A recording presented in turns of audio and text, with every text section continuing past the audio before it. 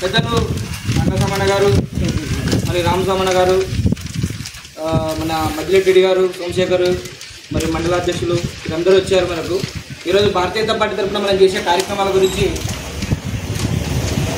ఏ విధంగా అంటే ఇలాంటి గొప్ప నాయకులు మనకు కనిపించారు మిగతా పార్టీలు వెతికితే. ఆయన ఒకానొక సందర్భంలో లాల్ చౌక్లో జెండా ఎగరేయాలంటే పాకిస్తాన్కి సంబంధించిన కాంగ్రెస్ పార్టీ వాళ్ళకి సంబంధించిన వాళ్ళు, పాకిస్తాన్కి సంబంధించిన వాళ్ళు అమ్మ పాలు తాగిన భారతీయుడు ఎవడైనా ఉంటే లాల్ చౌక్లో వచ్చి జెండా ఎగరేస్తే చంపేస్తామంటే ఆనాడు వాజ్పేయి గారు, శ్యాంప్రసాద్ ముఖర్జీ గారు పెద్ద పాదయాత్ర, ఏకతా యాత్ర తీసుకుని వెళ్ళారు. అక్కడ వెళ్ళి లాల్ చౌక్లో జెండా ఎగరవేసి భారత మాతకు సెల్యూట్ చేసిన గొప్ప నాయకుడు, ఈ దేశం కొరకు బలిదానమైన వ్యక్తి. అలాంటి గొప్ప నాయకుడు ఈరోజు యువతరం పిల్లలు తెలుసుకోవాల్సిన ఉన్నది. ఈరోజు ఆయన చేసిన విధి విధానాల గురించి కలకత్తా ఒకప్పుడు పశ్చిమ పాకిస్తాన్లో కలపాలని ప్రయత్నం చేస్తే, ఆనాడు కాంగ్రెస్ పార్టీ ప్రయత్నం చేస్తే ఆయన వ్యతిరేకించాడు. ఎందుకంటే బెంగాల్లో పుట్టిన వ్యక్తి ఆయన. ఆ రోజు అలా కలవకుండా గట్టి పోరాటం చేసి బెంగాల్ని రక్షించాడు. ఆయన కేంద్రంలో మంత్రిగా పనిచేశారన్నారు.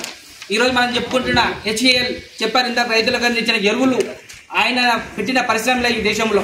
కానీ దేశానికి 75 ఏళ్ళు పరిపాలించిన కాంగ్రెస్ పార్టీ చెప్పుకోవడానికి రైతులకు ఏమైనా చేసిందంటే ఏమీ లేదు. విదేశాల నుంచి తెచ్చుకునే రైతులు మన ఎరువులు తెచ్చుకున్న పరిస్థితి లేదు.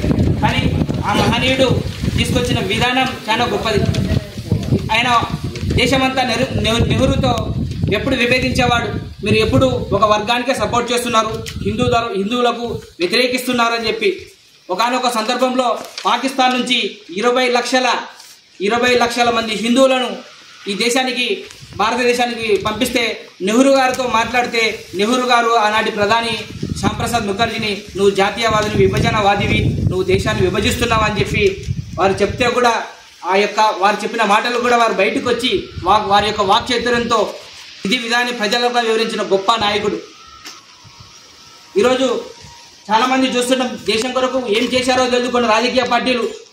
పశ్చిమ బెంగాల్లో ఉంది మమతా బెనర్జీ, ఏం చేసిందో తెలియదు. అఖిలేష్ యాదవ్ ఉన్నాడు, ఏం చేసే వాళ్ళు ఎందుకు పెట్టారో పార్టీ తెలియదు. మన రాష్ట్రంలో కొన్ని పార్టీలు ఉన్నాయి, ప్రాంతీయ పార్టీలు, ఏం చేశారో తెలియదు. కానీ కేవలం ఆయన ఏమి ఆలోచించాడు? ఒక ఇల్లు ఆలోచించలేదు, ఒక పొలం ఆలోచించలేదు, ఒక కారు ఆలోచించలేదు, బంగ్లా ఆలోచించలేదు. దేశం బలంగా ఉండాలని చెప్పి గొప్ప నాయకుడు.